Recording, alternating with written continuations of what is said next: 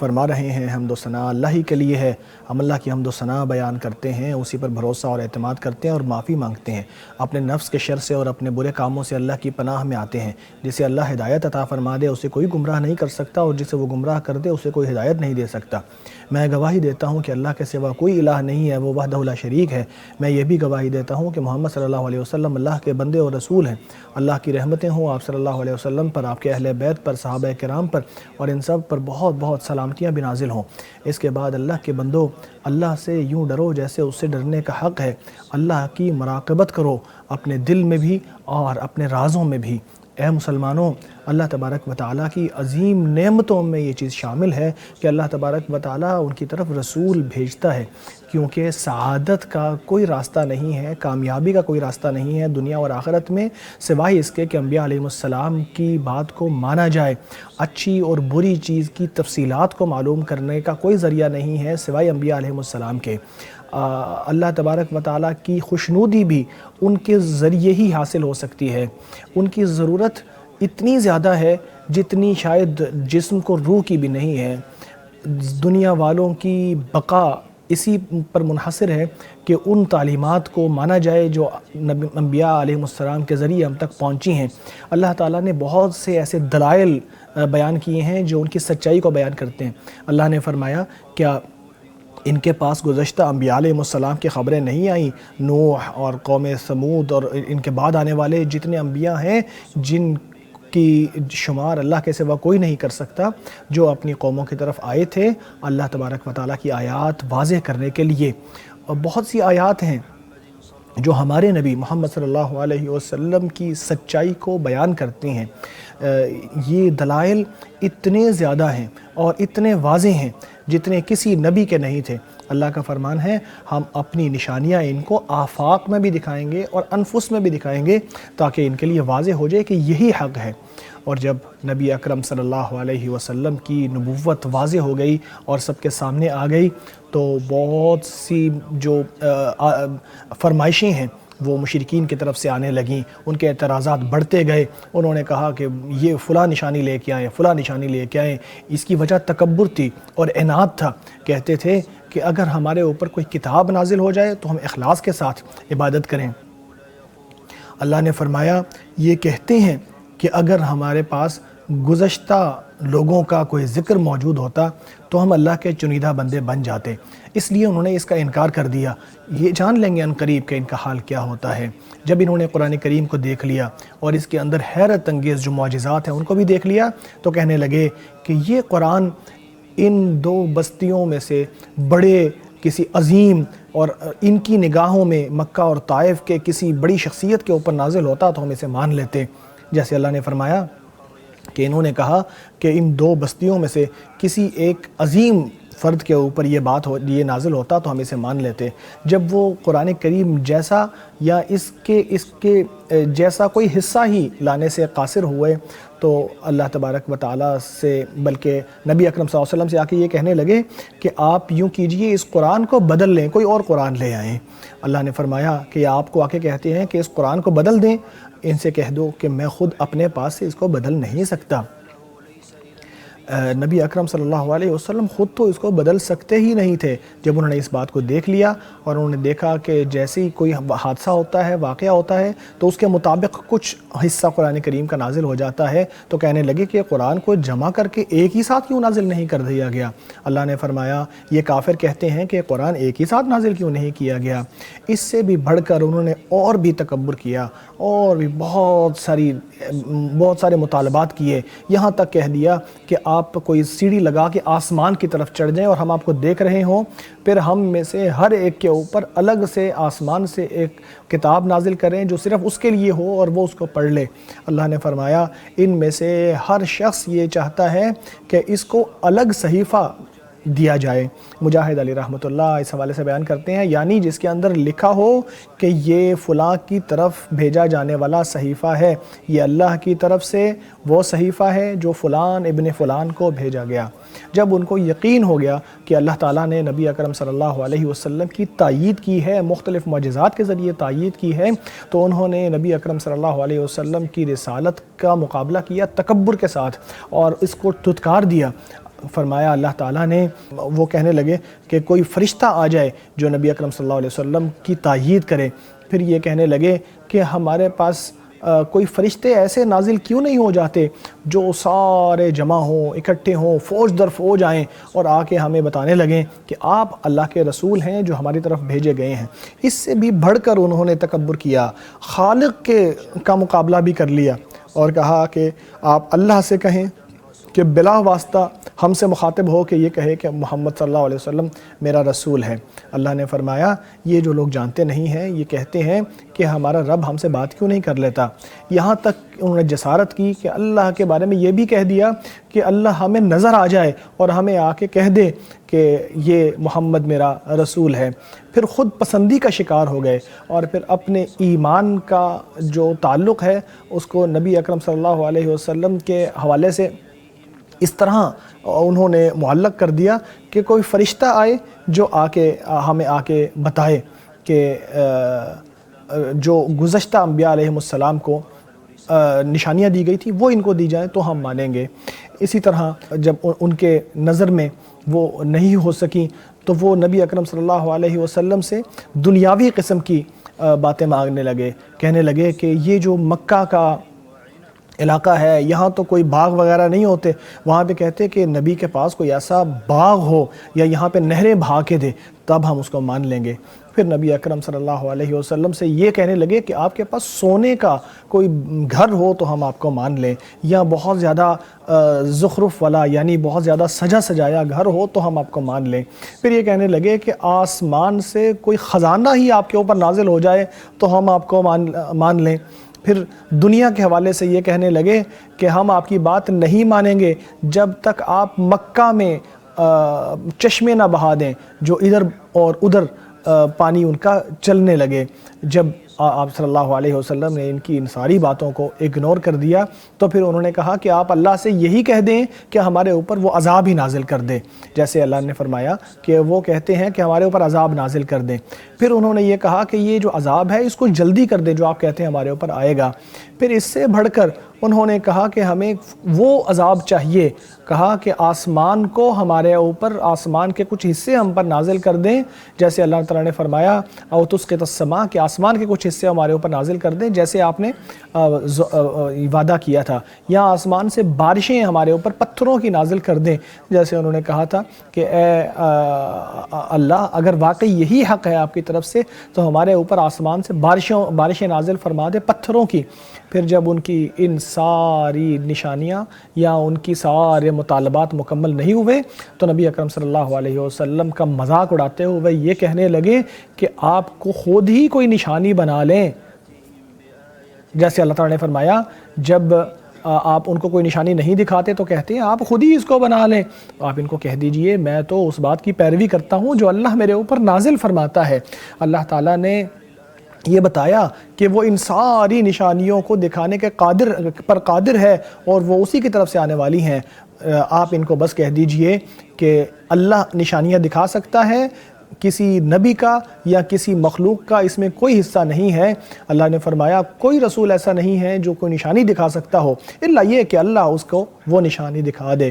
اللہ تعالیٰ نے ان کی سارے جو مطالبات ہیں وہ پورے نہیں کیے کیونکہ وہ جہالت کی بنیاد پر وہ مطالبات کر رہے تھے۔ اللہ نے فرمایا اللہ تو اس چیز پر قادر ہے کہ وہ نشانیاں دکھا دے لیکن ان میں سے اکثر لوگ جانتے نہیں ہیں۔ جب انہوں نے ایسی نشانیاں مانگیں تو بات یہ تھی کہ وہ ان کی بنیاد پر ایمان لانے والے نہیں تھے۔ گزشتہ لوگوں کا بھی یہی حال تھا کہ وہ مانگتے تھے، جب نشانیاں دکھائی جاتی تھی تو ایمان نہیں لاتے تھے تو پھر وہ ہلاک ہو جاتے تھے۔ اسی طرح اللہ تعالیٰ نے فرمایا یہ کہتے ہیں جیسے گزشتہ انبیاء نشانیاں دکھاتے تھے آپ بھی دکھائیں نشانیاں۔ اللہ نے فرمایا کہ جب ان کو نشانیاں دکھائی گئی تھیں نہیں مانے تھے تو ہم نے ان کے اوپر عذاب نازل کر دیا تھا، ہلاک کر دیا تھا۔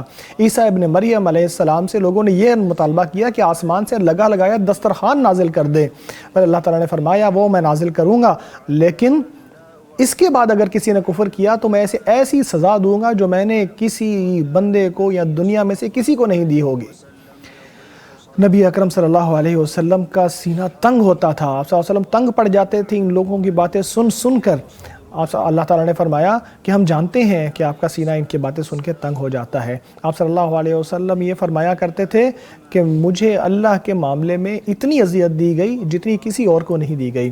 اللہ تعالیٰ ان کو صبر کی تلقین ہی کرتے رہے، اپنی عبادت کرنے کی تلقین کرتے رہے، اور جاہلوں سے منہ پھیرنے کی تلقین کرتے رہے، اپنی دعوت کا مقصد بتاتے رہے کہ آپ کا مقصد صرف ڈرانا اور خوشخبریاں دینا ہے۔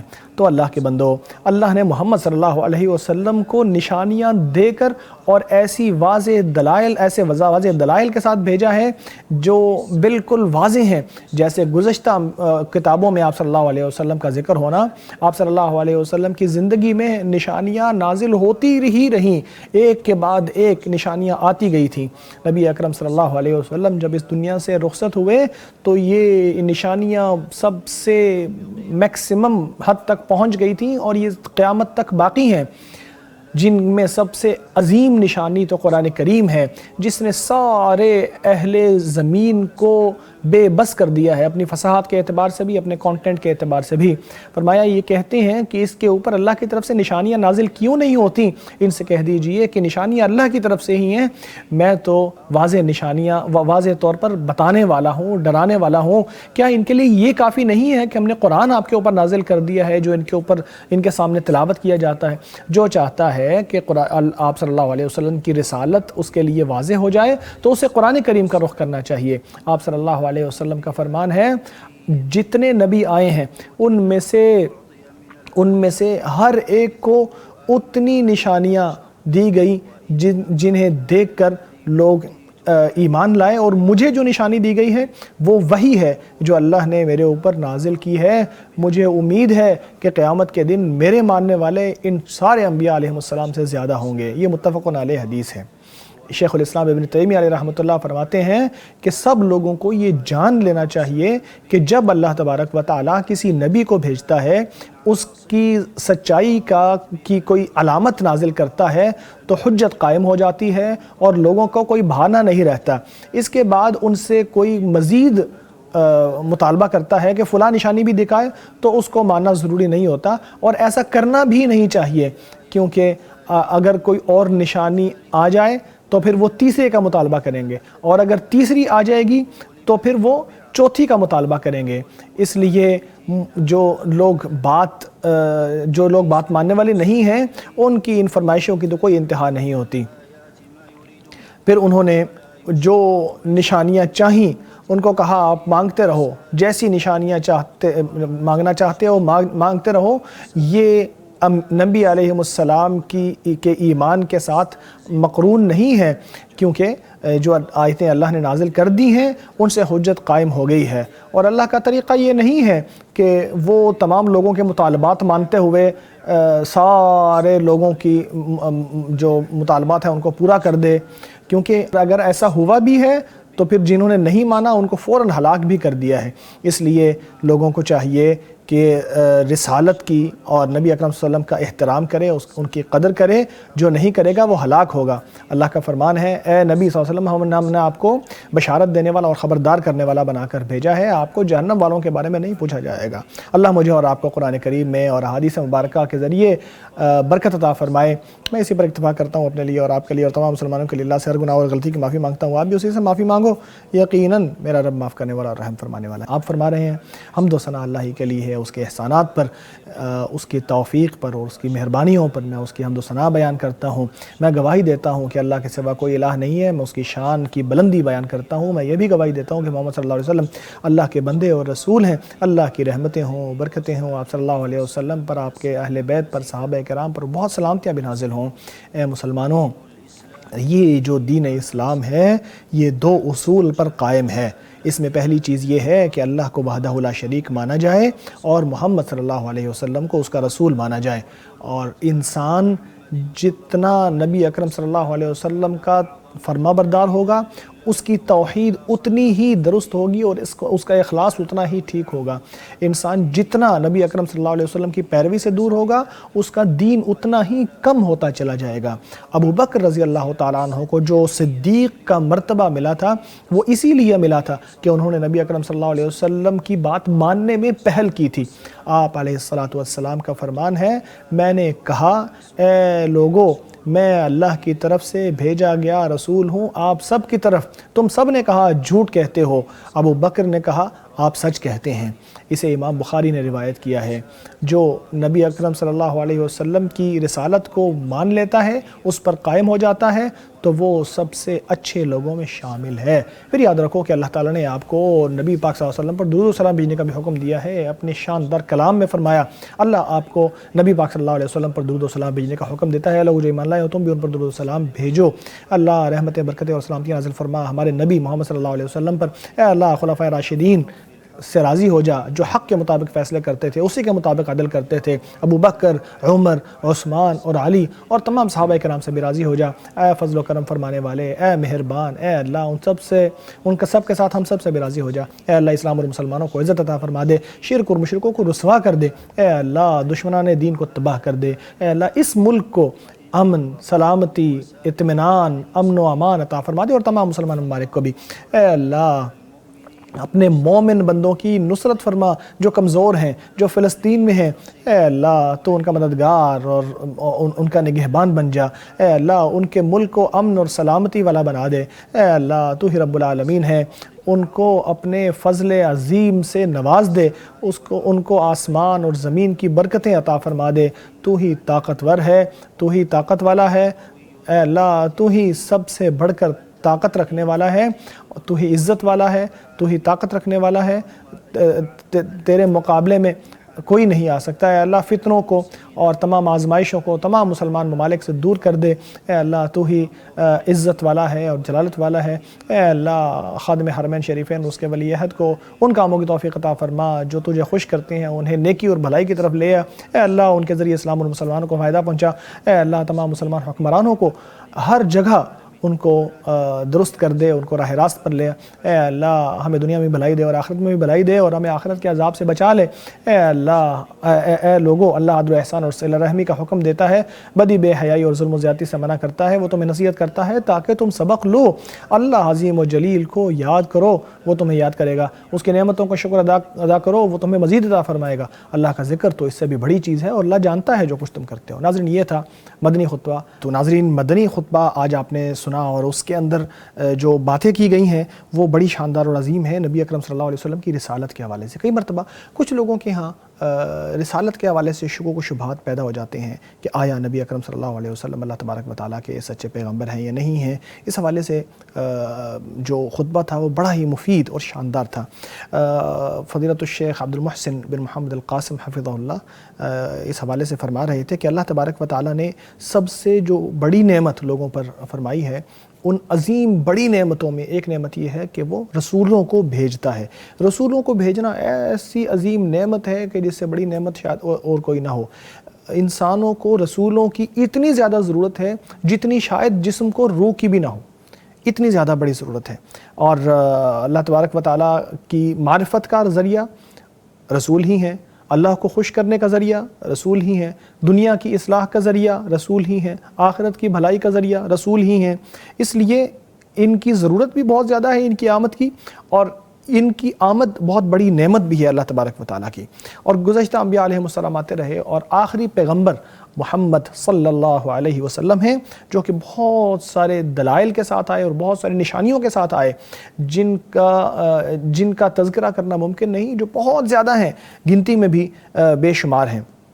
اللہ تبارک و تعالیٰ نے فرمایا سنریہم آیاتنا فی الآفاق وفی انفسہم، ہم ان کو آفاق میں اور انفس میں آیات دکھائیں، نشانیاں دکھائیں گے تاکہ ان کو معلوم ہو جائے کہ یہی حق ہے جو اللہ تبارک و تعالیٰ کی طرف سے آیا ہے۔ لیکن آپ صلی اللہ علیہ وسلم کی رسالت کو سن کر بہت سے لوگ جو ہیں انہوں نے اعتراضات کرنا شروع کر دیے۔ بہت سے لوگ جو ہیں انہوں نے آپ صلی اللہ علیہ وسلم کو مختلف قسم کی تجویزیں دینی شروع کر دی کہ آپ ایسا کریں، ایسا کر لیں تو ہم آپ کو مان جائیں، ایسا کر لیں تو ہم آپ کو مان جائیں۔ ان میں بہت عجیب عجیب چیزیں تھیں۔ سب سے پہلے تو انہوں نے انبیاء علیہ السلام کو فرشتوں اور اللہ تبارک و تعالیٰ اور ایسی چیزوں سے متعلقہ مطالبات کیے۔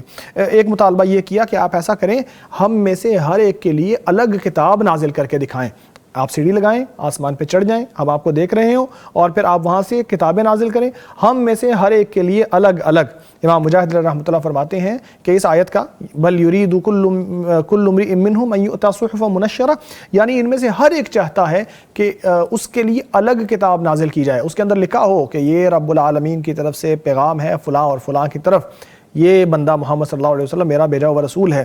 پھر انہوں نے اس سے بھی بڑھ کر بہت بڑی جسارت کر لی اور کہا کہ آپ ایسا کریں، آپ اللہ دکھا دیں ہمیں، یا اللہ سے کہیں کہ ڈائریکٹلی ہم سے ہم کلام ہو جائے۔ پھر انہوں نے اس کے علاوہ اور بھی مطالبات کیے کہ ایسا کریں فرشتوں کی جماعتیں آ جائیں، پے در پہ بہت بڑی بڑی فرشتوں کی جماعتیں ہوں، ہم ان کو دیکھیں اور وہ سب آ کر ہمیں بتائیں کہ آپ اللہ کے رسول ہیں۔ پھر انہوں نے یہ بھی کہا کہ نبی اکرم صلی اللہ علیہ وسلم اس قرآن کے علاوہ کوئی اور قرآن لا کے دکھائیں، یہ قرآن جو ہے یہ آپ اس کو بدل دیں، اس کے اندر تبدیلیاں کر کے دکھائیں۔ انہوں نے کہا میں تو قرآن کو تبدیل نہیں کر سکتا، یہ تو اللہ کی طرف سے نازل کردہ کلام ہے۔ تو اعتراضات برائے اعتراضات جو کرتے چلے جاتے تھے مشرکین، ان کا تذکرہ یہاں پہ کیا گیا۔ پھر دنیاوی لحاظ سے بھی انہوں نے جب کہا کہ یہ آخرت کے لحاظ سے جو ہم مطالبات کیے ہیں، اس کے علاوہ دنیاوی مطالبات بھی انہوں نے کیے، یعنی انہوں نے یہ کہا کہ آپ جو رسول ہیں، آپ کے پاس یہاں تو بڑے باغ ہونے چاہیے۔ آپ کو پتہ ہے مکہ مکرمہ میں تھے آپ صلی اللہ علیہ وسلم، وہاں کہاں باغ ہوتے ہیں، وہاں پہ نہ تو کوئی درخت ہوتے ہیں نہ کوئی ایسی چیز ہوتی ہے۔ ہاں آج کل وہاں پہ کچھ ایسے علاقے بن گئے ہیں، لیکن وہ ظاہر ہے کہ ایک عرصہ وہ تھا کہ جب وہاں پہ بہت زیادہ ہریالی نہیں ہوا کرتی تھی، تو انہوں نے کہا کہ یہاں پہ آپ ہمیں وہ بہت زیادہ باغ وغیرہ بنا کے دکھائیں، یا آپ کا باغ ہو کوئی تو ہم مان جائیں، یا پھر یہاں سے چشمے نکال کے دکھائیں ہمیں تو ہم آپ کو مان جائیں، یا ایسا کریں اور ایسا کریں۔ یہاں تک کہ انہوں نے کہا کہ پھر ایسا کریں کہ آسمان سے ہمارے اوپر بارشیں نازل کر دیں، یا آسمان کو ہمارے اوپر گرا دیں۔ یعنی جب انہوں نے کہا کہ سارے مطالبات پورے نہیں ہو رہے تو نبی صلی اللہ علیہ وسلم کا مذاق اڑاتے ہوئے کہا پھر آپ ایسا کریں کہ جو عذاب ہے وہی لے آئیں، یا پھر ایسا کہنے لگے کہ آپ آسمان، پھر عذاب کی بھی کیٹیگری بتائی کہ آپ ایسا کریں کہ ہمارے اوپر آسمان سے پتھروں کی بارش نازل کر دیں، یا آسمان سے ہمارے اوپر آسمان ہی کے ٹکڑے نازل کر دیں جو ہمیں ہلاک کر دیں۔ ان سارے اعتراضات پر اللہ تعالیٰ کا جواب کیا تھا؟ قل انما الآیات عند اللہ، آپ کہہ دیں کہ نشانیاں اللہ کی طرف سے ہی ہوتی ہیں، اللہ کی طرف سے آتی ہیں نشانیاں، میں تو رسول ہوں، میں نے تو بتانا ہے، میں تو صرف یہ بتاتا ہوں کہ اللہ وحدہ لا شریک ہے، اس نے مجھے بھیجا ہے، اور آپ مانو نہ مانو یہ اللہ تبارک و تعالیٰ کا معاملہ ہے اور آپ کا معاملہ ہے، اور پھر یہ کہ نشانیاں دکھانا یہ نہیں دکھانا یہ بھی اللہ کا معاملہ ہے۔ وَمَا كَانَ لِرَسُولٍ أَن يَأْتِيَ بِآيَةٍ إِلَّا بِإِذْنِ اللَّهِ، کوئی رسول ایسا نہیں ہے جو اپنی مرضی سے کوئی نشانی لا کے دکھا دے، ساری نشانی اللہ کی طرف سے ہی آتی ہیں۔ اور پھر حکمت کیا ہے؟ اللہ تبارک و تعالیٰ نشانیاں کیوں نہیں دکھائیں؟ اللہ نے فرمایا قل ان اللہ قادر علی ان ينزل آیہ، اللہ قدرت رکھتا ہے کہ وہ نشانیوں کو دکھا دے، نازل کر دے، لیکن ان میں سے اکثر لوگ جانتے نہیں ہیں۔ گزشتہ لوگ بھی نشانیاں مانگتے رہے تھے، جب انہوں نے نشانیاں مانگی اور اللہ نے منہ مانگی نشانی دے دی، پھر انہوں نے بات کو نہ مانا تو ان کو ہلاک کر دیا گیا۔ جیسے حضرت عیسیٰ علیہ السلام کی قوم نے کہا تھا کہ ہمارے اوپر آسمان سے لگا لگایا دسترخوان نازل کر دیں، جب وہ دسترخوان نازل اللہ نے فرمایا جب میں کروں گا تو پھر اس کے بعد جو نہ مانے گا اس کو ایسی سزا دوں گا جو میں نے کسی کو نہ دی ہوگی۔ اسی طرح نبی اکرم صلی اللہ علیہ وسلم سے پہلے جو لوگ آئے تھے انہوں نے بہت ساری نشانیاں مانگی تھیں، جب انہوں نے نشانیوں کو نہیں تسلیم کیا تو ان کو ہلاک کر دیا گیا۔ اللہ نے فرمایا ما آمنت قبلہم من قریۃ اہلکناہا، کوئی قوم ایسی نہیں تھی جو ان سے پہلے آئی ہو اور ان ایمان قبول نہ کیا ہو نشانیاں دیکھنے کے بعد جس کو ہم نے ہلاک نہ کیا ہو۔ تو ان کی ہلاکت تھی اس کے اندر، جب نشانیاں آ جاتی منہ مانگی تو پھر ان کی ہلاکت کا راستہ تھا، کیونکہ انہوں نے ان کو قبول نہیں کرنا تھا۔ نبی اکرم صلی اللہ علیہ وسلم کو سخت اذیت ہوتی تھی ان ساری باتوں کو سن کر، اور اللہ تعالیٰ نے بھی اس چیز کو اکنالج کیا اور قرآن کریم میں کوٹ کیا وَلَقَدْ نَعْلَمْ أَنَّكَ يَضِيقُ صَدْرُكَ بِمَا يَقُولُونَ، ہم جانتے ہیں کہ آپ کا سینہ تنگ ہوتا ہے ان کی باتیں سن کر۔ وَسَبِّحْ بِحَمْدِ رَبِّكَ وَكُن مِنَ السَّاجِدِينَ، اللہ کی تسبیح بیان کیا کریں، سجدے کیا کریں، وَاعْبُدْ رَبَّكَ، رب کی عبادت کرتے رہا کریں، یعنی ان کے ساتھ معاملہ نرم کرنے کا اور صبر کرنے کی تلقین اللہ تبارک و تعالیٰ نے کی۔ یہاں تک کہ آپ صلی اللہ علیہ وسلم نے فرمایا مجھے اتنی اذیت دی گئی ہے اللہ کے معاملے میں جتنی کسی اور کو نہیں دی گئی، اور اللہ تعالیٰ نے نبی اکرم صلی اللہ علیہ وسلم کو واضح طور پر بتا دیا کہ آپ پریشان نہ ہوں، آپ کے ذمہ صرف بتانا ہے، آپ بتا دیں اِنَّا أَرْسَلْنَاكَ بِالْحَقِّ بَشِيرًا وَنَذِيرًا، ہم نے حق کے ساتھ آپ کو بھیجا ہے، بشارت دینے والا اور خبردار کرنے والا، بس یہی آپ کی ذمہ داری ہے۔ قُلْ إِنَّمَا أَنَا نَذِيرٌ مُبِينٌ، کہہ دیں کہ میں واضح ڈرانے والا ہی ہوں۔ نشانیاں قرآن کریم کیا چھوٹی نشانی ہے؟ آپ صلی اللہ علیہ وسلم کی زندگی میں نشانیاں ایک کے بعد دوسری نشانی، پھر نشانیاں، جب تک آپ صلی اللہ علیہ وسلم دنیا میں رہے نشانیاں آتی چلی گئیں، اور ان سب بڑی نشانیوں میں قرآن کریم کی بڑی نشانی ہے۔ کہا کہ اولم یکفیم انا انزلنا علیک الکتاب یتلی علیہم، ان کے لیے کافی نہیں ہے کہ ہم نے قرآن نازل کر دیا ہے جو ان کے سامنے تلاوت کیا جاتا ہے؟ اس سے بڑی نشانی اور کیا ہے؟ نبی اکرم صلی اللہ علیہ وسلم کی عظیم جو نشانی ہے وہ یہی ہے۔ آپ نے خود فرمایا کہ ہر نبی کو کوئی نہ کوئی نشانی ضرور دی گئی ہے جسے دیکھ کر اس کی قوم نے اس کو نبی مانا ہے، اور مجھے جو دی گئی نشانی وہ وہی ہے جو آسمان سے نازل ہوا ہے۔ مجھے امید ہے کہ قیامت کے دن میرے فالورز ان سب انبیاء کے فالورز سے زیادہ ہوں گے۔ شیخ الاسلام ابن تیمیہ رحمۃ اللہ بڑی شاندار بات کرتے ہیں، فرماتے ہیں جب ایک نشانی دکھا دی جاتی ہے تو اس کے ذریعے حجت قائم ہو جاتی ہے، وہ واضح ہوتی ہے، اس کو سمجھنے والا سمجھ جاتا ہے کہ یہ نشانی ہے اس بات کی، یا نبی صلی اللہ علیہ وسلم کی نبوت کی یہ نشانی ہے، سمجھنے والے سمجھ جاتے ہیں۔ اب جو نہیں سمجھتا، اگر وہ مطالبہ کرتا ہے مجھے اور نشانی دکھائی جائے، اس کے اوپر پہلی نشانی دکھا کر حجت پوری ہو چکی ہوتی ہے، اس کے لیے بات واضح ہو چکی ہوتی ہے۔ اب وہ اگر کوئی اور نشانی مانگے تو اس کو پورا کرنا ضروری نہیں ہے، کیونکہ اگر ایسے لوگوں کی نشانیاں یا مطالبات پورے کرنے شروع کر دیے جائیں تو وہ ایک کے بعد دوسری نشانی مانگیں گے، اور دوسری نشانی آ جائے گی تو پھر تیسری مانگیں گے، اور پھر تیسری آ جائے گی تو چوتھی مانگیں گے، اور اس طرح بے انتہا نشانیاں مانگتے چلے جائیں گے، ایمان قبول نہیں کریں گے۔ جیسے گزشتہ انبیاء علیہم السلام نشانیاں دکھاتے تھے، مزید کا مطالبہ کیا جاتا تھا، اور اگر کوئی نشانی دکھا دی جاتی تو پھر بھی نہیں مانتے تھے، اور پھر اس کے اوپر ہلاک کر دیا جاتا تھا۔ لہٰذا ہم سب کو نبی اکرم صلی اللہ علیہ وسلم کی بعثت کے اوپر، نبی اکرم صلی اللہ علیہ وسلم کی رسالت کے اوپر 100% ایمان ہونا چاہیے، اور اس حوالے سے ہمیں کسی قسم کے شک اور شبہ میں نہیں پڑنا چاہیے۔ دین اسلام مبنی ہے توحید پر اور نبی اکرم صلی اللہ علیہ وسلم کی رسالت پر، ایمان پر، لا الہ الا اللہ محمد رسول اللہ۔ انسان جتنا نبی اکرم صلی اللہ علیہ وسلم کو مانے گا اتنی ہی توحید اس کی درست ہوگی، جتنا نبی اکرم صلی اللہ علیہ وسلم کی پیروی کرے گا اتنا ہی وہ ایمان اور توحید اس کا زیادہ صحیح اور درست ہوگا۔ ابو بکر رضی اللہ تعالیٰ عنہ نے آپ صلی اللہ علیہ وسلم ہی کو تو مانا تھا کہ وہ صدیقیت کے درجے پر فائز ہو گئے تھے، جب آپ صلی اللہ علیہ وسلم نے فرمایا میں نے لوگوں سے کہا تھا کہ میں اللہ کا رسول ہوں، تم سب نے کہا تھا کہ تم جھوٹے ہو، ابو بکر نے کہا تھا کہ آپ سچے ہیں۔ تو یہاں پر ان کا خطبہ مکمل